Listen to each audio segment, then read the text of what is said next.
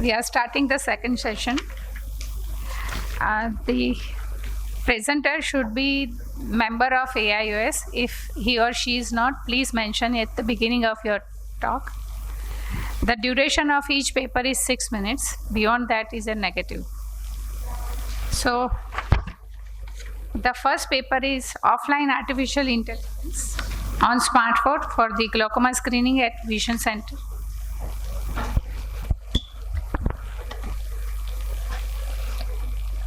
So, good morning everyone, respected judges. I'm going to present my paper on offline artificial intelligence on smartphone for glaucoma screening at vision centers. I have no financial disclosures, and as we all know that the glaucoma blindness increases by 50% in the coming 10 years, and the previously undetected glaucoma levels, they are more in the underdeveloped countries, and in that also 50% have advanced disease and 20% are blind. So and the number of ophthalmologists worldwide is 2 lakhs, but they are not sufficient to tackle the burden, and many of them do not do surgery also or have adequate surgical volume. So the need is to design technologies for the non-customers, and we have vision centers to take care of that. So a Vision Primary Care Center is primary care through vision centers. These are small satellite centers which provide synchronous telemedicine connection between the doctors and the patients. So using this fundus on phone, this is offline on the edge artificial intelligence integrated on a smartphone fundus camera. It generates a referral report in 10 seconds. It can be used anytime, any place, whether it is a remote eye camp where internet or electricity is not there. It can be used by anyone, by MLOPs, mid-level ophthalmic personnel, healthcare workers, general ophthalmologists, and optometrists. So AI generates meaningful information about glaucoma and not only just gives VCDR but also highlights areas of concern beyond VCDR. So the purpose of the study was to assess the performance of this novel automated screening tool for referable glaucoma in primary eye care centers in South India. It's a prospective cross-sectional study done between December 2021 to May 2022, and the mean age of the study population was 42 plus minus 13 years, and 48% were male. And our primary outcome was to check the diagnostic ability to detect glaucoma by the AI versus image grading by primary eye care or the vision center doctors through telemedicine. And the secondary outcome was diagnostic accuracy of AI and primary eye care graders compared against glaucoma experts for those patients who were referred to the base hospital. So this is a flowchart methodology showing that how we acquired the image. So when the patient comes in, we take a fundus, undilated fundus photo. We do the instrument does a quality check, whether it is a sufficient quality image or insufficient quality image. And if it is a sufficient quality image, we run the AI, and the AI gives the diagnosis whether it is it has to be referred because it is a glaucoma, or a referral required in less than 3 months, which is a dissuspect, and whether no referral is required. For those patients who required referral to the base hospital, they were referred to the base hospital. If the image quality was insufficient, the patient's pupils were dilated, and again this repeat image acquisition was taken place. And this, when the image was shown to the through the telemedicine to the vision center doctors, they were not knowing that this patient has been taken up for the study, and they, seeing at the image, they used to give their diagnosis that whether they feel it is a referable glaucoma or not referable glaucoma. So we had 313 patients. We excluded 14 patients because of other conditions or insufficient quality. And so we had 299 patients and 570 eyes in the study. And according to the primary eye care doctors, there were 82 patients who had referable glaucoma and 217 patients who had no referable glaucoma. But according to the AI, the true positives were 60. So the sensitivity, which came out to be as 73.2%, and the true negatives were 240. So our AI showed a higher specificity of 98.6%. So this is a table showing the same thing. And so the sensitivity to detect definite glaucoma, that is not referable glaucoma. Referable glaucoma had both glaucoma and dissuspect, but as this definite glaucoma, the sensitivity was 91%.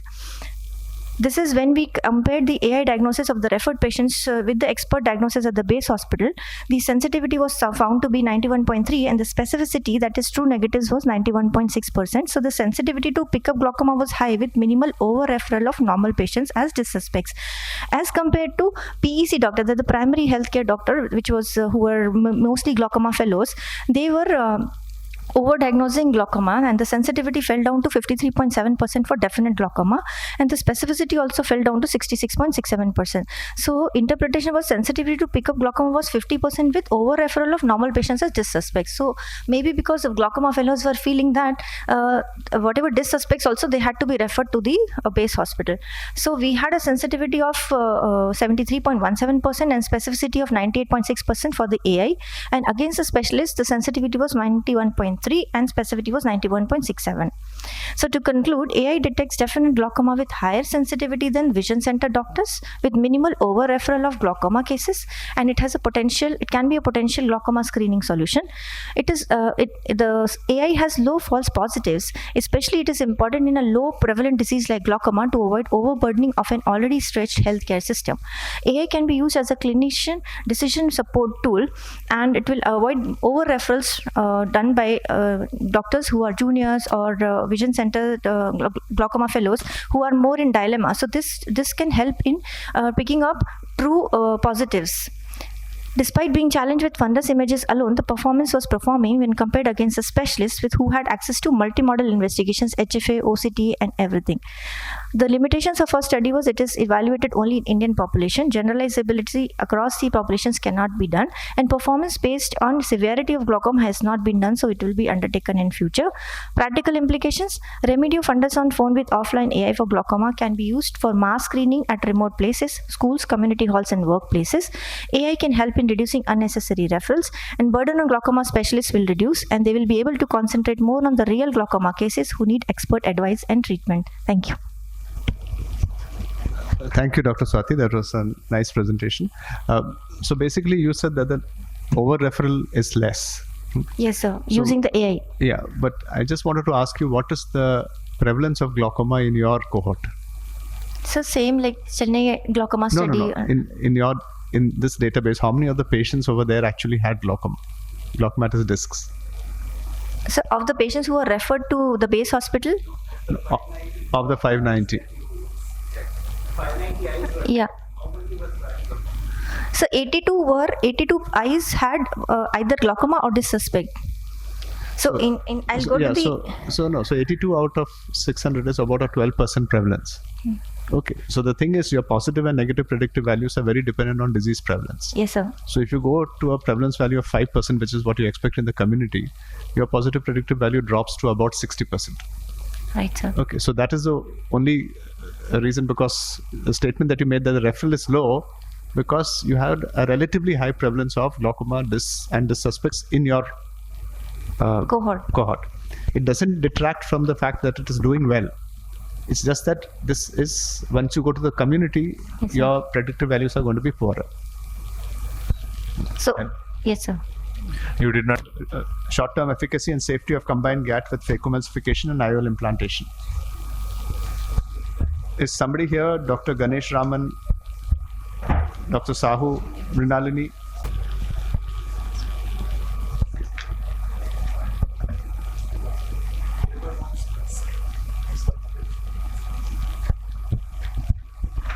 My topic is retrospective review of surgical outcomes of combined gonioscopic assisted transluminal trabeculotomy or GAT with phacoemulsification and IOL implantation in South Indian population.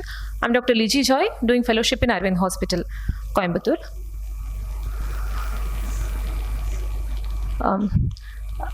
In a search for a minimally invasive and conjunctival sparing procedure to treat glaucoma, R. Kelman and associate had introduced a 360-degree ab interno trabeculotomy. Dr. Grover et al. And associates have introduced in 2014 GAT, which is gonioscopic assisted transluminal trabeculotomy, where the trabecular meshwork is ripped open 360-degree and the aqueous is directed straight into the Slem's canal, bypassing the trabecular meshwork. So the aim of our study was to evaluate the success and complication rate of GAT combined with phacoemulsification and IOL implantation in South Indian population. This is a retrospective case series including 13 eyes of 10 patients who had a minimum follow-up of 3 months. We have examined the best corrected visual acuity. Slit lamp examination was done for all the patients. IOP was measured with GAT. A number of AGMs were noted preoperatively and postoperatively in each follow-up visits. Gonioscopy were done for all the patients, and fields were done for patients with 24-2 HFA. We have excluded patients who were on anticoagulants and who are non-hypertensives. After completing phacoemulsification and IOL implantation, the anterior chamber was filled with viscoelastic and horizontal incision was made at the nasal angle and at the level of trabecular meshwork, and through that opening 5-0-fluorine suture was introduced, and by giving repeated strokes the 360-degree Slem's canal cannulation was done, and when the leading edge of the suture was directed through the Slem's canal, and when the trailing haptic was out through the opening, both the ends were grasped with forceps, and the trailing haptic was pulled so that the Slem's canal, inner wall of the Slem's canal is open 360-degree, and aqueous can flow directly into the Slem's canal, and the viscoelastic was washed at the end of the surgery. We have defined complete success as an intraocular pressure of less than or equal to 15 mm of mercury without any glaucoma medication, and a qualified success as intraocular pressure of less than 18 mm of mercury with or without medication. Intraocular pressure of less than 6, that is hypotony, more than 18 mm of mercury, endophthalmitis or light perception were considered failures. We had 13 eyes of 10 patients, of which 50% were men and 50 were female. The mean age of the population was around 60 years, and axial length was in the normal range, like average axial length was 23. Coming to diagnosis of patients included, 6 of them were POEG patients, 1 with ocular hypertension, 2 with PXF glaucoma, 3 primary angle closure glaucomas, and 1 secondary glaucoma. Coming to the results, the mean preoperative intraocular pressure was 21 mm of mercury with an average 2.5 AGM preoperatively. At every follow-up visits, the intraocular pressure has reduced significantly. We had all the patients follow up till 6 months. So at the end of 6 months, we had an intraocular pressure of 13.5 mm of mercury with a AGM of 0.07. And visual acuity improved significantly at all follow-up visit, and it was maintained throughout. Coming to Kaplan-Meier survival plot, at 6 months where we had all patients who had followed up till 6 months, we had a 100% success rate at the end of 6 months, and 1 eye alone had an intraocular pressure of 20 mm of mercury at the end of 9 months and was started on a single AGM. We have done a literature search, and previous studies had a comparable result. The success rate of combined surgery ranged from 45 to 66% in the previous study at the end of 6 months, and we had an IOP reduction of 48 to 66% at the end of 6 months in previous study, and our study we had 56% IOP reduction at 6 months, and previous study had a 95% success rate at the end of 6 months, and we had 100% at 6 month follow-up. Coming to complication, no major vision threatening complication were noted in any of our eyes. The most common complication was hyphema, which was grade 1 and self-limiting. And 1 eye alone had a transient intraocular pressure rise at the end of 1 month, most probably because of the steroid response. So to conclude, the short-term study shows that a GAT combined with phacoemulsification and IOL implantation is an effective and vision-improving procedure, not only for primary open-angle glaucomas, but also for secondary and angle closures. But studies with long-term follow-ups and the one which is looking into the endothelial cell loss is required in future for long-term results. Thank you.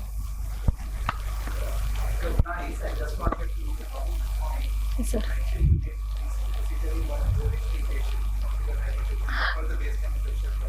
Sir, it was... The question is, because they're recording the session, there is no mic. So the question is that you did the surgery on one patient with ocular hypertension. What was the pressure in that patient? It was 40, sir. And the patient had significant cataract also. So when we were explaining the patient was ready to undergo a combined procedure in that eye. It was an open angle, sir. So lens-induced angle closure was not there. Do you have any plan to follow them up? We are doing it, sir. We are doing. We have 18 months data now, but we have some loss to follow up also, and we are following it up, following these patients more, like almost 1.5 years, 2 years now. Thank you, Dr. Lijay. I think, thank you. Thank you. We move on to the. Good morning, everyone. So the topic for today's discussion by me is to explore the possibility of using OCT angiography for early detection of glaucoma progression. So glaucoma progression can be computed via functional testing or structural testing. Functional testing is done with the help of visual fields. Structural testing is usually done with the help of OCT, while OCT angiography is a new upcoming technology for glaucoma progression.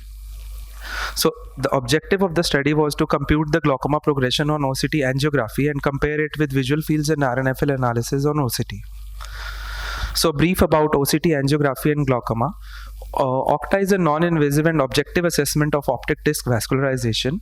Vessel density, which is the main parameter in OCTA, is percentage of area covered by vessels over the total area.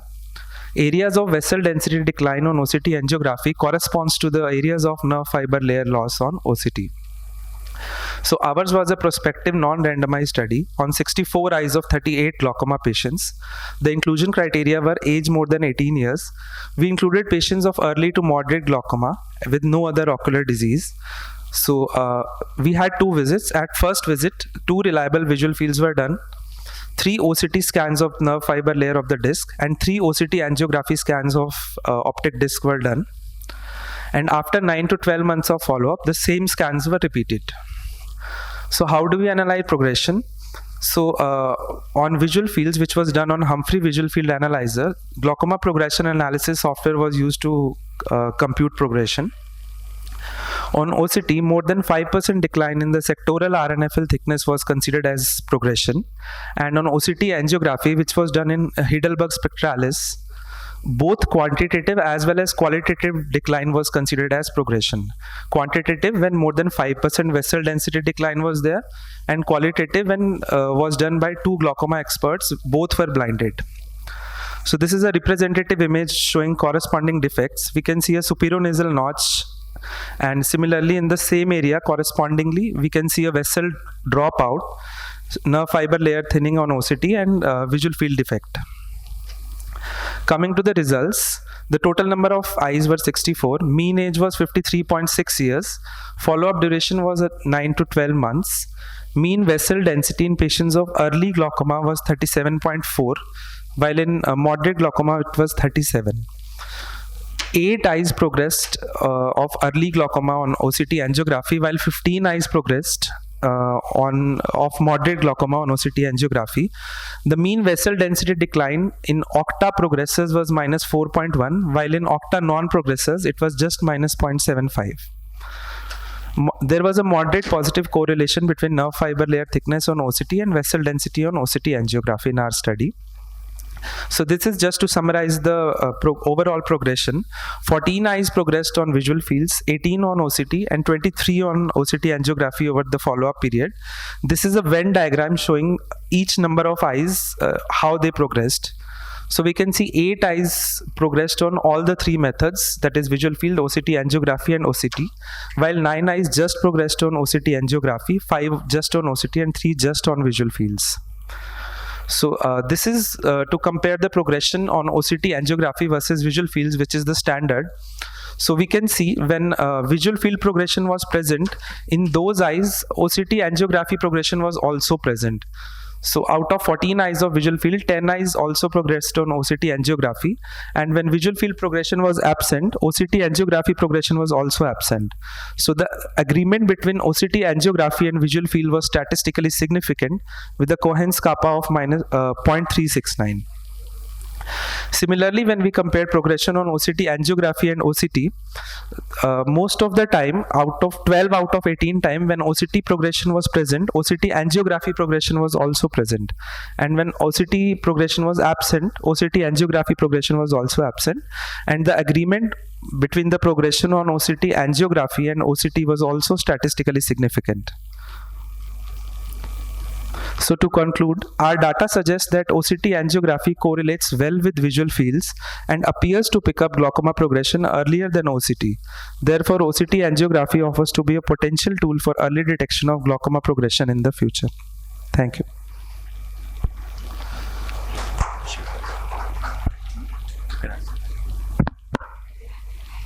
Any role of IOP while performing the OCT angio? Yes, ma'am. If the IOP is very high, the vessel dropout is more. So have you considered that also along with this? Yes. So the IOP was in, most of the patients were in target range. 1 year almost. Yes. Exactly. We selected patients who were progressing on visual fields, who were already progressing on visual fields. So this is an additional, but it's not the whole and soul tool which can guide you. Sorry, ma'am.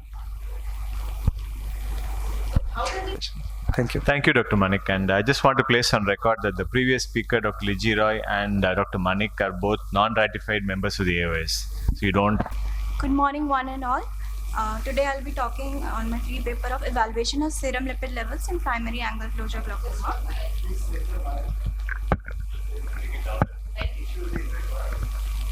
it okay, sir? Okay.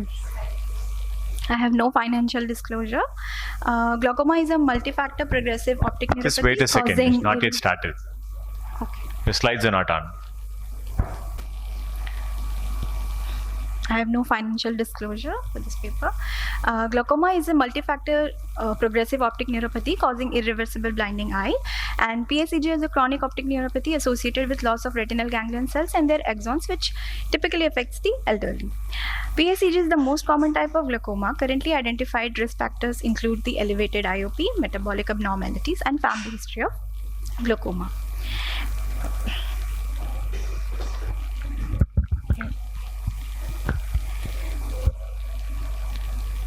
Not coming whole. It is more common in South Asian and Chinese ethnicity in comparison to the Europeans. It is a hospital-based prospective case control study in the tertiary health center, and the duration of the study is from March 2021 to February 2022.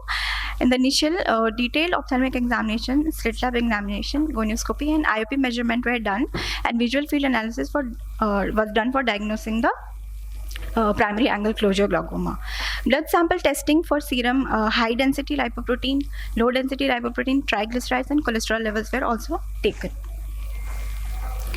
In this, 43 patients of PSEG were grouped in Group A, and 37 age-6 matched controls were in Group B, and these were from the screening in the health center.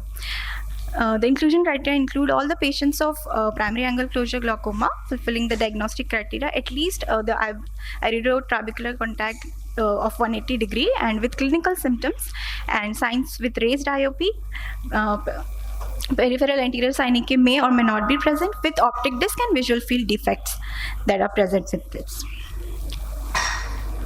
The exclusion criteria was presence of any secondary glaucoma or any other eye disease that could potentially affect the visual acuity or visual fields, presence of any type of intraocular surgery in the past 2 months, and presence of any systemic disease like diabetes and autoimmune disease, and also even cancer. These are the results, the demography and the serum lipid levels in the case and the control group. As you can see, the mean age in the cases were 59.5 plus minus 10.8 years, and in control it was 58.8 plus minus 8.79, and all other data that could be is displayed in the table. The values of LDL, HDL, triglycerides, and cholesterol. These values were, the p-values were in the PSEG group were higher than the control group, and the serum LDL level, HDL level, triglyceride level, and cholesterol levels were significantly greater in the disease group when they were controlled with the control group. To be precise, the p levels in the HDL in the disease group were P less than 0.003, and serum LDL level P less than 0.01, and serum TGL levels, p-value less than 0.02, and cholesterol levels p less than 0.03 respectively. As we know, the pathogenesis of primary angle closure glaucoma is a complex, and the shallow anterior chamber, short axial length, and hyperopia are the main risk factors. A large number of studies like Yilmaz et al. Have shown abnormal lipid metabolism to have association with glaucoma, and also increased triglycerides and cholesterol levels in normal IOP glaucoma also. So in our study also, this shows a positive correlation between the hyperlipidemia levels and occurrence of the PSEG. In this study, the levels of LDL was higher in older female patients, and these findings were similar to the Schaffer et al., which reported that increased age was associated with higher plasma levels in women. So to conclude, we found in this study that high levels of serum lipids were associated with primary ankle closure, and this could aid in the explanation of treatment methods from the point of view of serum lipid level in the direction of treatment for PSEG. Thank you. Thank you, Dr. Rupa. That is quite an interesting study looking at the totally different lateral thinking in terms of angle closure glaucoma. And just wanted to know the average of the mean of the lipid which you derived. What is the range, and did you have a scatter plot to show you? Was there any outliers which showed you very high and very low, which could have influenced the mean of your lipid level itself? Sir, the exclusion criteria was there. We did not take any kind of diabetes and No, I'm talking about the values of the lipid itself. Yeah, the range of your measurements of the lipid levels. Sir, Which is the highest and the lowest, and was there a scatter plot which can show you any outlier can actually change the mean? sir, You didn't look at right that. now I don't have that. Yeah, probably you should look at that to see whether it really influences. Thing. What do you think is the significance or the relevance of the lipid as far as glaucoma is concerned, angle closure is concerned? Like every other disease, when we talk about any systemic association with a disease per se, if we can evaluate that patient, the risk factor beforehand for a disease and the correlation beforehand, we can also, like I said, the treatment can be explored in that direction. So whenever a patient is coming from likewise diabetes, if he has a risk factor of developing hyperlipidemia, so from there we can relate if PSEG can be a risk factor or not, with the correlation. Basically, I'm trying to say that. Yeah, it's difficult to. Okay, Dr. Manoj. And welcome to the God's own country, everyone. It's not difficult to get lost into the greenery and the view that you have from the room. And I got so lost that it took me 40 minutes to find the hall. Well, let me know whenever the time starts. I can't see any timer here. Okay, sure. Thank you. I'll be presenting a small series about shallow AC and deep problems. Basically about IZHV for acute intraoperative aqueous misdirection in phacoemulsification. The aim was to assess the outcomes and look at how successful the treatment was. This was performed with a retrospective study at LV Prasad Eye Institute, Hyderabad. This involved searching the electronic medical records and interviewing the surgeons as far as possible, and looking at surgical videos and reviewing what happened during the surgery. Patients were diagnosed to have acute intraoperative aqueous misdirection when they had acute shallowing of anterior chamber with or without iris prolapse, typically with one, inability to inject viscoelastic and forward movement of the lens, intraocular lens or the bag, and in presence of a normal fundus glow, and after ruling out external factors. These patients underwent IZHV and had a minimum follow-up of 1 month to be included in the study. Everything, including the ophthalmic findings, visual fields, biometry, the plan for the surgery, surgical video review, and the countermeasures taken by the surgeon was recorded. And on follow-up, all the above plus a special mention and documentation of anterior chamber depth centrally and peripherally was made and then analyzed subsequently. Now, what are the external causes that one needs to rule out while performing a surgery? Now, if you have begun the surgery nicely, most of these factors can be ruled out. But some things can happen while you are performing surgery, like a tight speculum with the patient straining, patient for whom you have given mannitol and now wants to go to the washroom, patient who is coughing or sneezing.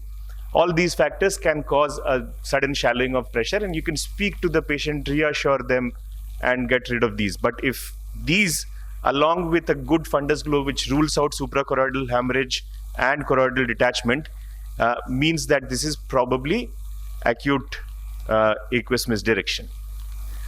We had 7 patients, 4 of whom underwent a combined surgery, 3 underwent phacoemulsification. Most of these patients, 5 were angle closures. 1 patient had pseudoexfoliation glaucoma with a concurrent occludable angle. Most of these patients also had a raised intraocular pressure and were on multiple medications. Those on 5 medications are patients who are also on pilocarpine. 1 patient had a shortest axial length and one was a high myope, and that is reflected in the anterior chamber depth also. All these patients had slightly thicker lens, though it's not really the thick ones, but on the thicker side as revealed on the biometry. Now I'll just share a video to show an example of what actually happened with one such patient. So a normal surgery was going on, and suddenly while performing irrigation aspiration, I noted that the posterior capsule was bulging forward, and in fact bulging beyond the CCC. Attempts to deepen the anterior chamber only led to viscoelastic moving out of the eye without deepening the anterior chamber again, and it was becoming very difficult and very high risk to go ahead with the surgery without doing something. Any attempts to deepen with a cohesive viscoelastic was also failing. And as you see, the fundus glow was good, and upon discussion with the patient, we realized that there was no external factors playing a role. Attempts to just put an intraocular lens to possibly push back the posterior chamber was also not working out, because the patient had a recurrent iris prolapse as soon as any wound was depressed. So a decision was made to perform an IZHV, and using a 26 gauge vitrector from Alcon, just wait for the reverse snap sign that you will see in a few seconds. And IZHV, an iridectomy, capsulozonulectomy, and a vitrectomy which is aimed to disrupt the anterior hyaloid face and make the chamber unicameral was performed, and you have suddenly a very well-formed normotensive globe, and I could proceed with the surgery very easily thereafter. No issues at all. Now, this is something that is not documented anywhere in a good manner. Now, these are the settings that we followed, and we derived this from the Alcon manual. What is very, very important is that during iridectomy, the cut rate should be really low. It will give you an opportunity to create an iridectomy which is circular and sometimes can even get confused with a laser iridectomy. So we can very, very well control the size and shape of the rhexis. And during this step, the vitrector has to be directed downwards. During the zonulocapsulotomy, you need to be in the cut IA mode and have high cut rate and direct it peripherally. So you cut more of zonules and less of the capsule, which is supporting the intraocular lens probably. But as soon as you go into the vitreous, you need to maintain the same cut rate and vacuum, but you need to turn it towards or away from the ciliary processes and the peripheral vitreous base, so that you don't go and damage that, which can be a very heavy price to pay. The result, if you see here, the step at which most of these events happened was at a point of time when the anterior chamber was shallow and hypertensive. And in one, when an anterior vitrectomy was placed. All these patients had good intraocular pressure control but required multiple medications. One patient required a hyaloidotomy after the surgery, and one patient had a branch vein occlusion later on which required injections. Post-operatively, the most important thing is to give... you run out of time. Just 10 seconds. Most important thing is to give strong cycloplagia along with tropicamide and phenylephrine and taper it very slowly. The terminology I will skip. It's very important to understand that there is no series till now which has actually presented IZHV for acute episode of aqueous misdirection. And even this review article actually recommended something like the Chandler's procedure or vitrectomy. It's perhaps time that we move on to performing IZHV as anterior segment surgeons when challenged with such a situation.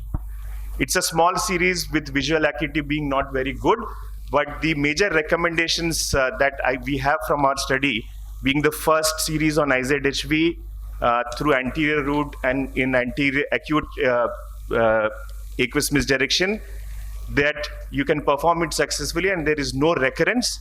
And it's very important to give atropine, tropicamide, phenylephrine combination with gradual tapering. Thank you.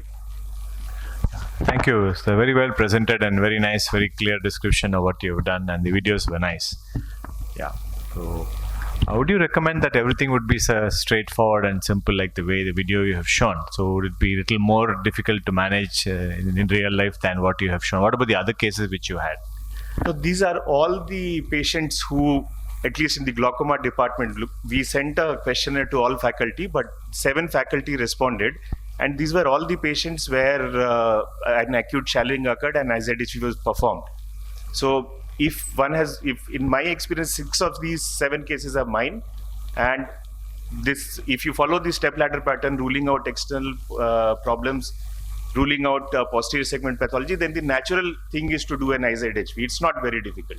I'm telling you, if I can do it safely, everyone here can do it safely.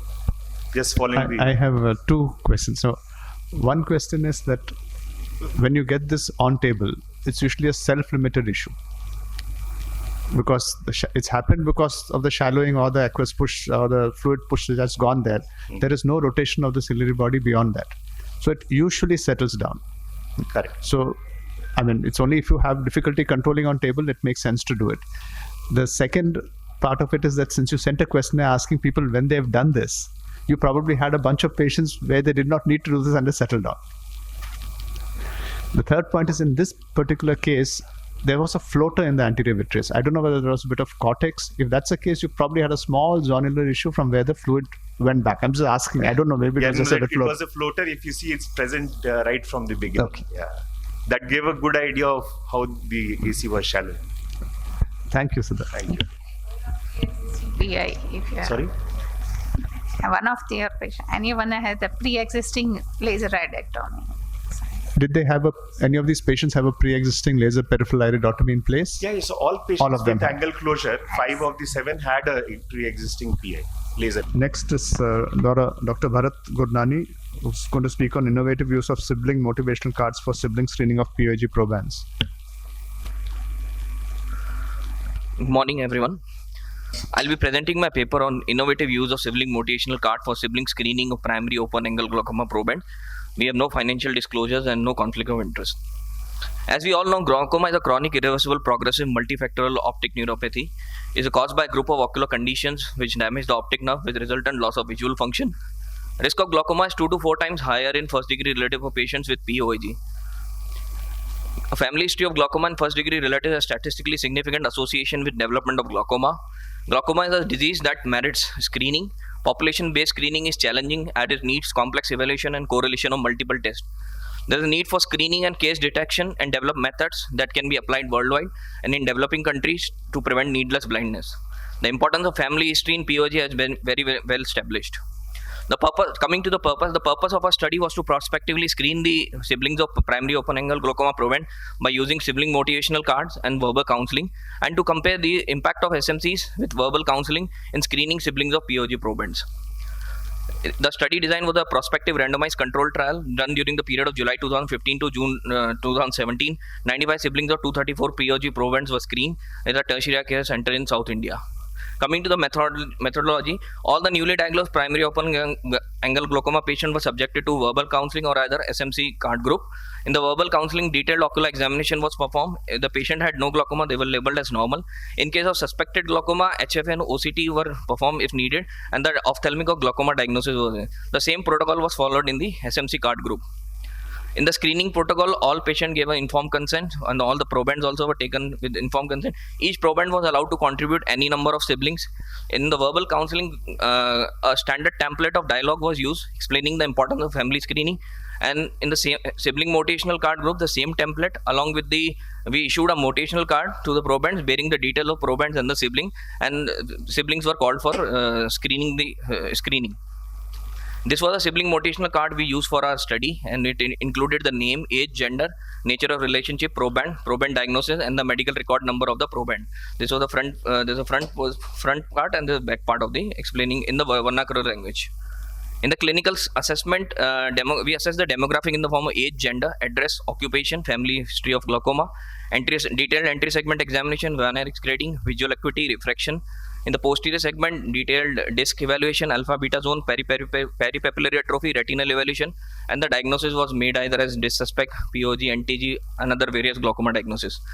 In the investigation, intraocular pressure was assessed by Goldman applanation tonometry, gonioscopy, HF, and OCT were done whenever needed.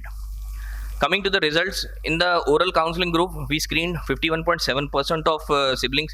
In the motivational card group, the number was slightly less, 29.6. Out of 234 proband, 95 siblings were screened, constituted 40.5%. In the response rate of sibling motivational card, we issued 320 sibling motivational card. Only 35 patients turned up, which constituted a meager of 11% siblings. The mean age in the oral counseling group was 51.02 years, and the SMC group was 57.09, and the p-value was statistically significant. And the gender female predominated over the males. The most common glaucoma diagnosis was a disc suspect, followed by primary opening glaucoma, ocular hypertension, PSCG, PSCS, PSC, and NTG. In the other diagnosis, the most common were refractive error, followed by immature cataract, pseudophakia, and other diagnosis. The most common were disc suspect, followed by POG. So coming to the discussion, the prevalence of POG in siblings were found to be 13.6%. The sibling screen were more in oral group compared to the motivational card group. Reason for not turning up are lack of knowledge in the sibling about glaucoma or family screening. They are not interested in evaluation probably, not able to take time off from their busy schedule, absence of eye-related complaints, or residing elsewhere in their native place. We had 13 siblings under the age of 40. The highlights that younger generation were probably more motivated for screening with oral counseling alone compared to older generation. And as we all know, older generation may require some family member to accompany them to the hospital. So coming to the review of literature, our study showed 13.6% prevalence. As per Rotterdam study, the glaucoma prevalence siblings were 10.4% and the offspring were 1.1. In the Baltimore Eye study, they showed 16.1% first degree related positive family history. Finnish twin cohort study showed 10.25% prevalence of chronic open angle glaucoma. The Barbados study showed 9.8% of sibling open angle glaucoma. Sharmila Rajendra Babu et al. Showed POG prevalence among first degree relatives of persons with glaucoma was 13.3% higher. And the Nottingham family glaucoma study showed that response rate was 66.5%. So our results are, our prevalence data was comparable to the studies. So to summarize, the percentage of sibling screen were more in oral group compared to the motivational card group. Issuing SMCs may have no added advantage as compared to oral counseling, but our sample size is small to comment on that. The prevalence of POG was 14%, comparable to other studies. Suspects were 25% and PSCG was 2.2%. A total of 47.6% of siblings have either form of glaucoma or suspects with future risk. This is the first study with innovative method of sibling screening of POG probands by using motivational cards, which have not been performed earlier. So just to conclude, SMCs can be tried for a larger screening larger population group, but may not offer added advantage. Still, larger trials are needed to comment on that. Sibling screening should be encouraged in all newly diagnosed primary open angle glaucoma probands. Targeting siblings of POG proband may offer a relatively inexpensive way of detecting glaucoma and the suspects at risk of glaucoma. Glaucoma specialists and clinicians should be proactive in developing proband-independent innovative methods using modern technology targeting this high-risk group. These are my references. Thank you, Vanano. Yes, sir. My statistical study. Thank you. When you gave any motivational card, there was no verbal counseling. So it was included because it was difficult for the patients to understand. What is want to convey? Basically, bubble from seeing is common for both the groups. Yes, sir. But just giving an additional motivation Yes, sir. card. Yes, sir. What is the loss in giving just handing over a card along with the verbal copy? What is this telling next? Sir, like this concept as like sibling motivational cards, like this has been tried in other pediatric screenings, pediatric congenital glaucoma, keratoconus screening. So we wanted to see whether like issuing these cards can bring more patients to us. The families can be motivated more because there may be 3, 4 siblings, 5 siblings residing in different parts of the country or maybe different parts of the world. So just having a word may not motivate them more. If a card reaches to them, they may feel like the doctor is very much interested in calling us and they may turn up.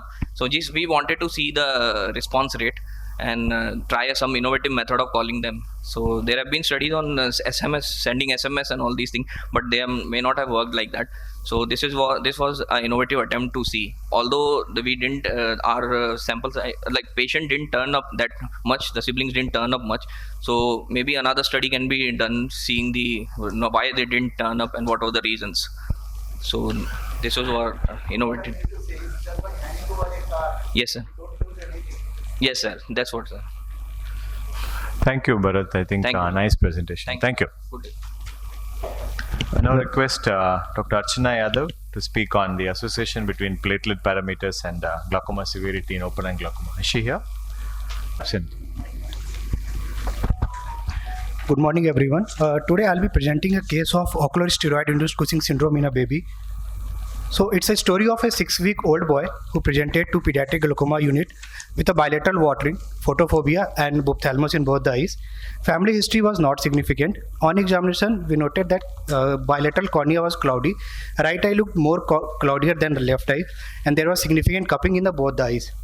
So a probable diagnosis of PCG was made, and child was started on brinzolamide 1% eye drop and was scheduled for examination under anesthesia. When we took child for examination under anesthesia, we noted that there was bilateral corneal haze with presence of epithelial bedewing. Posterior embryotoxin was also present, and on gonioscopy, high iris insertion was noted. His IOP was 12 and 6, and cup disc ratio was 0.5 and 0.3 in right and left eye. So we made a diagnosis of both eye primary congenital glaucoma, and child underwent both eye goniotomy on the same day. The surgery was fine and it was totally uneventful. On post-operative day 1, child was fine. Cornea was clear. There was no hyphema, no discharge. Intraocular pressure on distal tonometry was normal in both the eyes. So he was started on beta-methasone eye drop 0.1% too early. Antibiotic and lubricant was also started. On next follow-up at 2 weeks post-operatively, the IOP was 12 and 14 off medication in both in right and left eye respectively. On eye care tonometer, cornea was clear bilaterally. There was no hyphema, no discharge. Sutures were intact with no suture infiltrate. So his steroid was decreased to 6 times and was advised to taper weekly later on. And antibiotic and lubricant was continued. And next follow-up was scheduled after 2 weeks. So at 1 month post-operatively, we were surprised to see that child has gained a lot of weight. There was moon phases, truncal obesity, hirsutism was also there, and child has developed Cushingoid habitus. However, from glaucoma point of view, he was fine. IOP was 10 and 12 on eye care, off medication with bilaterally clear cornea. So we sent child to pediatric endocrinology department. There they found that child has developed grade 2 fatty liver with mild hepatomegaly. Also, his serum ACTH and cortisol levels were low. So a diagnosis of exogenous Cushing syndrome was made, and he was started on maintenance dose of hydrocortisone 3 milligrams and was advised to give a stress dose of hydrocortisone if child was to be taken for EUA or for surgery. Since we try to get genetic study of all our pediatric glaucoma patients, at the same time we got CS study report of this patient, and it was positive for USP11 gene mutation. On next follow-up, 3 months post-operatively, the weight started to decrease, moon phases started settling, and serum ACTH and cortisol level came down to normal values, and glaucoma was well controlled with IOP of 7.8 and 8.4 off medication with bilaterally clear cornea. This is a photograph of the last follow-up at 6 months post-operatively. We can see that child has attained the age-appropriate weight, moon phases has settled, and hirsutism was less, and glaucoma was within control at this point of time. Now let's have a pictorial comparison of post-operative course. Post-op day 1 when he was totally fine. At 1 month when he developed Cushing syndrome with a sudden gain in the weight. 3-month follow-up and last follow-up at 6 months. So the question here is, what went wrong for this child? The most probable cause could be the steroid overdose. So did we really overdose the child? We did our maths and we found that the dose we prescribed was within the safe limit. Also, since or as already stated, the child had USP11 gene mutation as found on the CES. So another gene of the same family, USP8, has been implicated in Cushing syndrome by sustained upregulation of the EGF receptors. So there might be a genetic predisposition for this child which we might not know. So the most important thing in infant cases is to prevent the systemic absorption of topical eye drops. So every parent or caretaker has to explain about the punctal occlusion, just to press on the medial cancers for 10 seconds to prevent the systemic absorption of the drops. And we have to be vigilant in all these babies. If corticosteroid is to be used, it has to be proper dosed, and close monitoring is very important in these infant cases. Thank you. That's an interesting case. Can you get a fatty liver in 3 weeks' time? So it was there on. I know it was there, but we did not check before this. Right? So I'm just asking: is it how quickly can fatty liver develop at that to grade 2? Actually, I cannot say that, but it was reported by the pediatric endocrinology department that child had. I agree that it was reported, but when you say this has to be a diagnosis of exclusion. Yes, sir. Because there were some changes in ultrasound which they have noted. So now what he's trying to ask is, could you attribute the eye drops to cause so much of problem in such a short duration of time? Actually, this was one of the yes or no answer. This is the rare cases, so there might be genetic predisposition which led to this rapid effect on the child. How common is an acute kind of this kind of? This was the rare. Developing? This was the rare case which we encountered. Any other reports which you have searched in literature? Just few. I think just one report that was for the sustained use of steroid, not for this short duration. So the only difference was that there is genetic predisposition which we found out. Thank you, Dr. Shah. Just MRI? Sorry. MRI? No, we haven't got MRI. It is surprising, sudden onset. Yeah. No, very rapid. Sir, just a disclaimer. The case has been published, so should.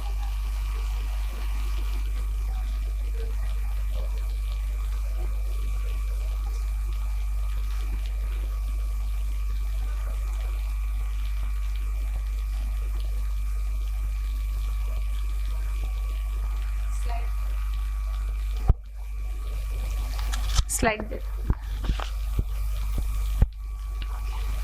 Please go ahead. Yeah. Good morning, everyone. I'll be presenting on my paper, In Vivo Imaging of Schlemm's Canal in the Management of Juvenile Open-Angle Glaucoma. I have no financial disclosures. So, in JOAG eyes, it has been seen that on gonioscopy, angle distances could exist in the presence of high iris insertion and iris processes, and these eyes have been seen to respond poorly to selective laser trabeculoplasty and medical management.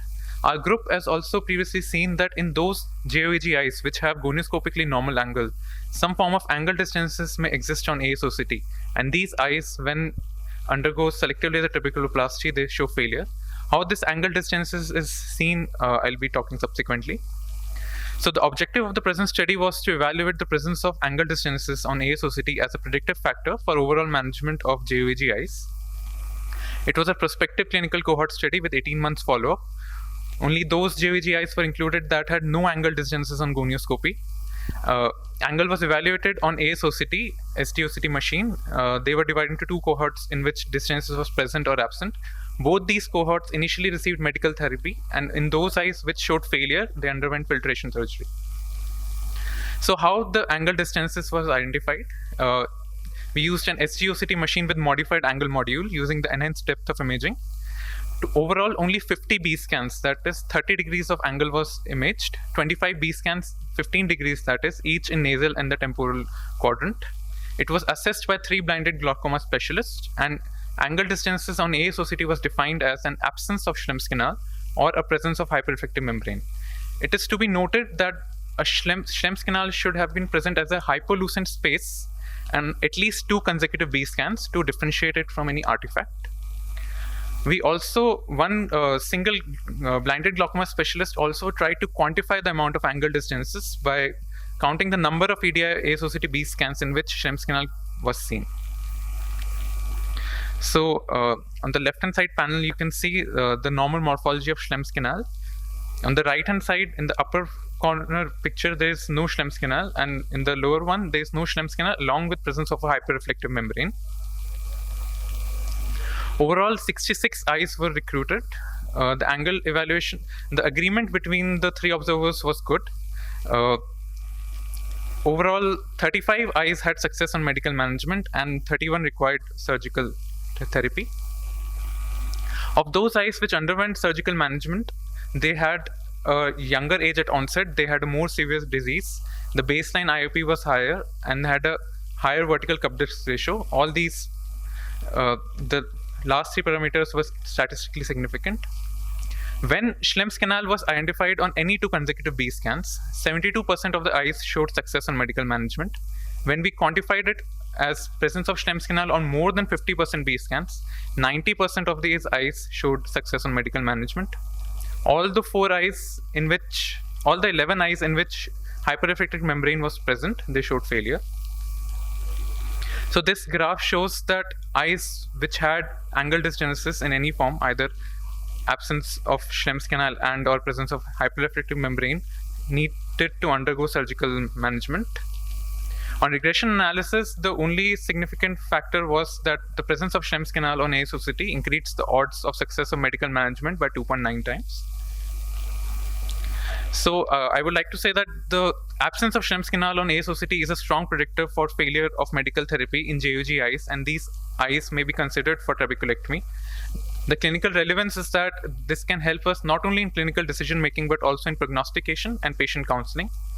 Well, based on the previous 2 studies and this studies, our group came up with this treatment algorithm for JUG eyes, where we say that those eyes which have gonioscopically present angle dysgenesis or those eyes which have angle dysgenesis on ASOCT, they may be considered for surgical management and the patient may be counseled regarding the same. And those eyes which do not have any angle dysgenesis in gonioscopy and on ASOCT, they should respond better, they should respond well to medical management.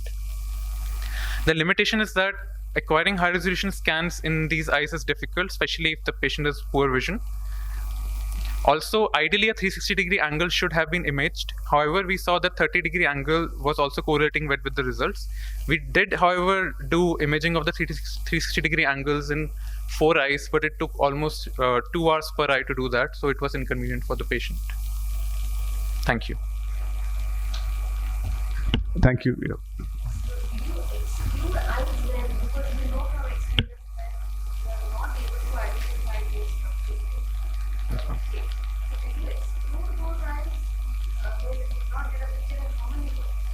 Ma'am, we 75 eyes were there. 75 patients were recruited initially for the study, out of which 9 had to be excluded because we were not able to get good pictures in them. Only 9.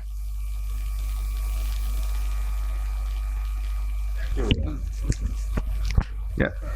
Thank you, Dr. Vash. Thank you, sir. So next speaker is Dr. Priya.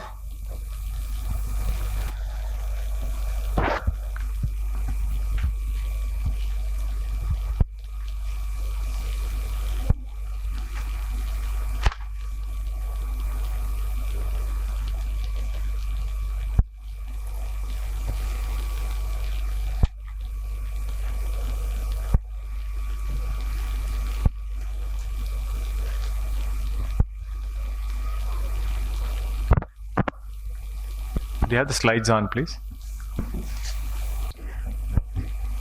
Good morning, everybody. I'm Dr. Priya. I'm going to be presenting a paper on the long-term safety and efficacy of injection mitomycin C versus sponge application in trabeculectomies. Trabeculectomy, as we all know, is the most effective incisional surgical method for lowering intraocular pressure in spite of the growing popularity of multiple minimally invasive glaucoma surgeries. Application of mitomycin C can be in the form of either MMC-soaked sponges or subconjunctival injection. Lee et al. Described a novel technique of MMC application in which it is injected into the Tenon's layer prior to scleral flap formation, giving it a diffuse area of action. The purpose of our study was to compare the long-term safety and efficacy of subconjunctival injection mitomycin C with conventional sponge-applied mitomycin C during trabeculectomy. Ours was a retrospective analysis of 98 eyes of 90 patients who underwent trabeculectomy with mitomycin C. They were divided into two groups, the first group being the sponge group with 52 eyes and the second group being the injection group with 46 eyes. We collected preoperative and postoperative data from medical records. The outcome measures we included were intraocular pressure, number of anti-glaucoma medications, and best corrected visual acuity. And apart from this, in the post-operative period, we also collected data on any post-op complications and post-op interventions, if any. The patients were followed up for a period of 3 years. The preparation of mitomycin C involved mixing of mitomycin C powder, that is 2 mg, with 5 ml of sterile water as a diluent to get a concentration of 0.4 mg per ml.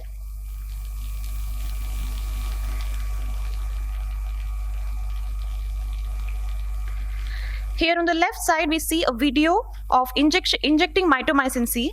Using a 30 gauge needle, 0.1 ml of the injection mitomycin was injected 6 to 8 millimeter posterior to the limbus. On the right hand side, we see a video where a Phonics-based conjunctival peritomy was done, followed by insertion of sponges subconjunctivally, which were placed for 2 minutes, removed, and then washed thoroughly with normal saline. We defined a complete success as IOP less than 21 and more than 6 millimeters of mercury, or more than 20% IOP reduction compared to preoperative values without addition of any anti-glaucoma medications. Qualified success was defined as IOP less than 21 and more than 6 with anti-glaucoma medications, and failure was defined as IOP more than 21 and less than 6, or IOP reduction of 20% or less from the preoperative values. Coming to the results, we found that in the sponge group, the baseline IOP reduced from a baseline value of 34.61 to 11.43 at the end of 3 years, and in the injection group it reduced from a baseline value of 33.07 to 11.59, and both of these were found to be statistically significant, but there was no statistically significant difference between the two groups.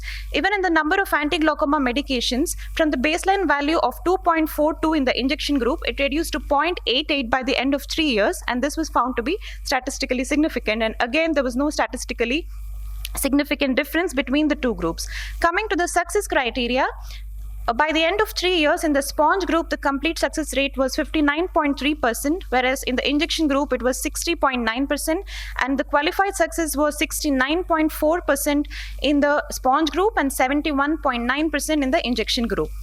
Kaplan-Meier survival analysis was used to test the cumulative probability of success between the sponge and injection group, and it was found that there was no significant difference between the sponge and injection group. Although we encountered multiple complications like bleb leak, choroidal detachment, hypertony, and interventions like laser suturolysis, injection 5-FU, bleb needling, and repeat rab in both the groups, the percentage of patients encountering complications and interventions was slightly higher in the sponge group. What are the advantages of subconjunctival injection mitomycin C compared to sponge-soaked MMC? Reduced risk of unwanted exposure of conjunctiva to MMC, less conjunctival damage, dose precision, less intra and inter-observer quantification variability, less risk of retained sponge material, and better coverage area from subconjunctival dissipation, giving a better bleb morphology.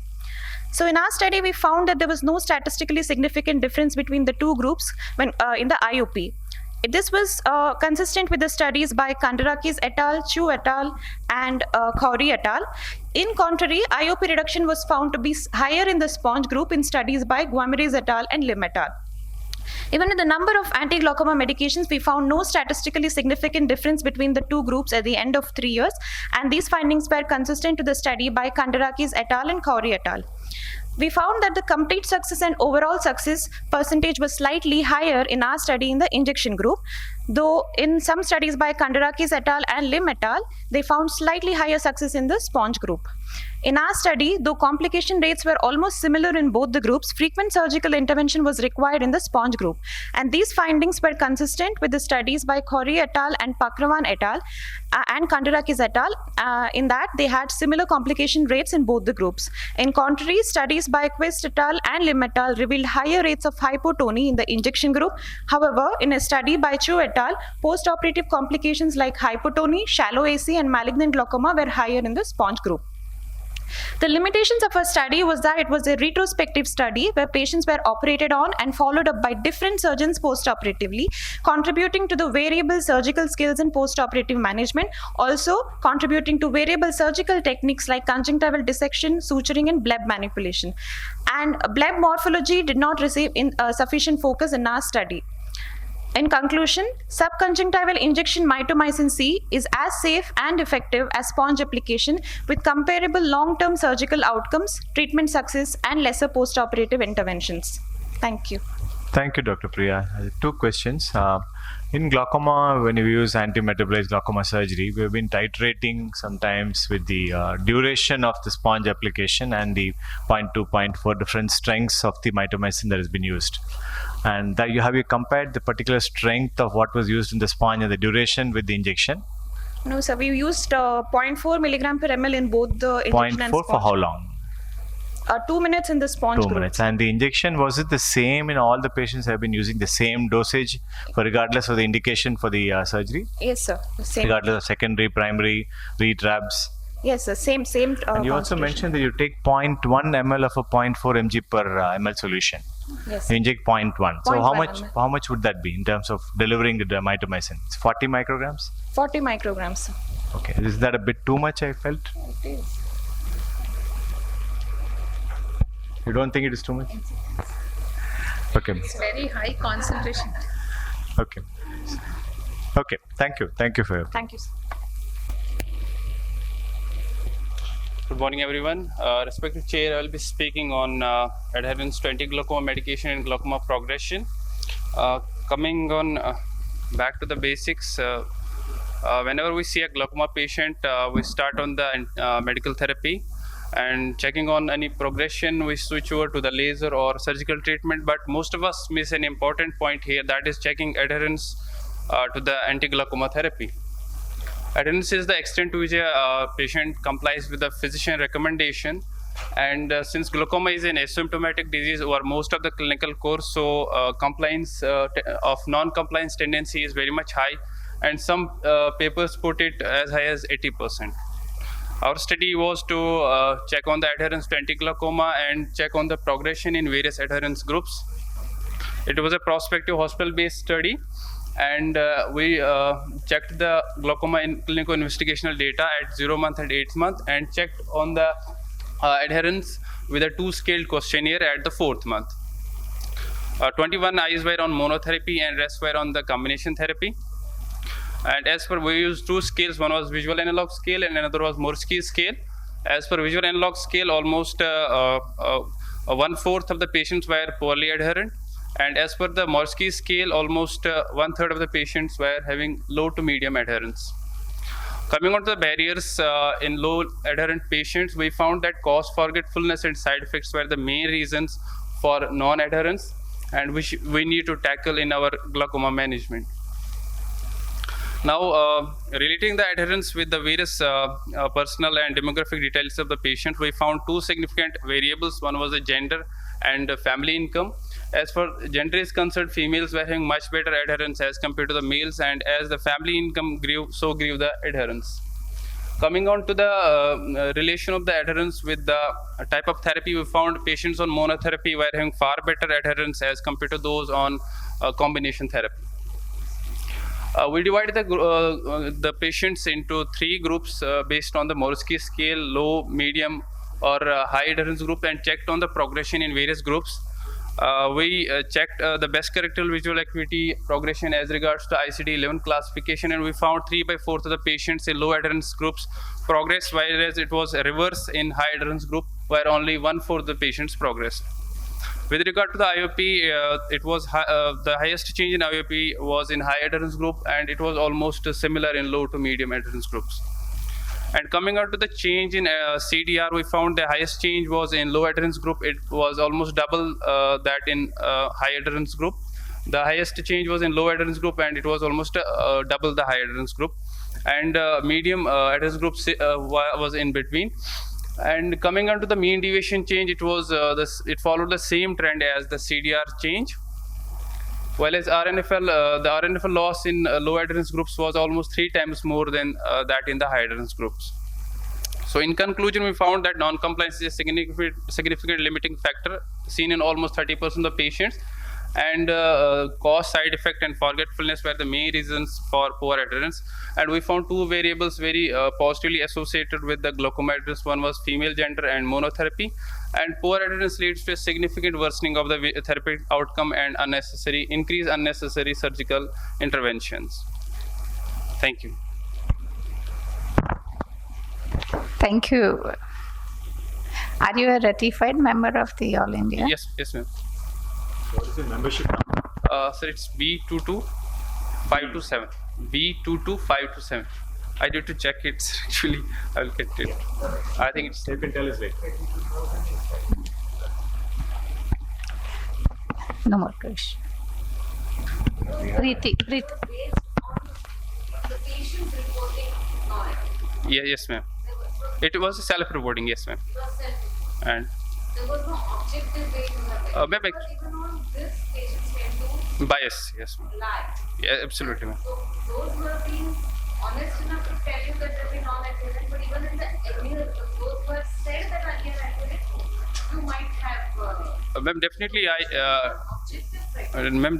agree that there is some sort of bias, but objective methods are 2. One is pharmacy based, second is medical, electronic monitoring.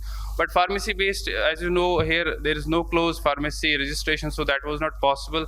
And with regard to the electronic, that's not available right now. There is no study in India which has done it, because it's only Alcon funded outside India.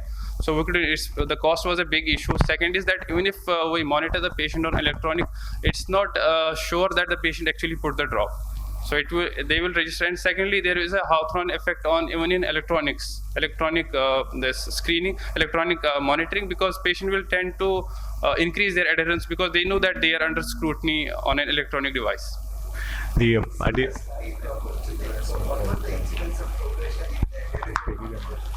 Sir, it was actually different. We used 5 criteria for this. One was vision, and I actually divided differently in all the 5 this parameters.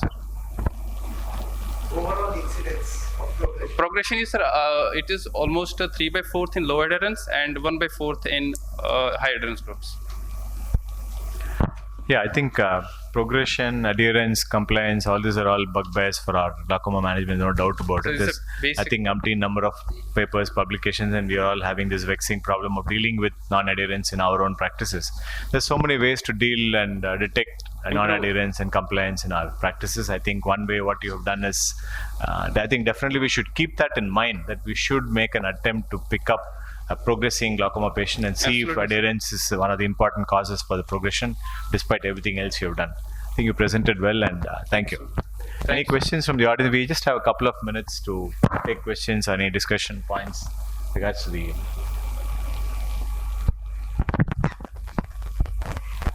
Thank you, everyone. Thank you. It was a nice session. Learn a lot with the new ideas of a good presentation from all of you. Thank you.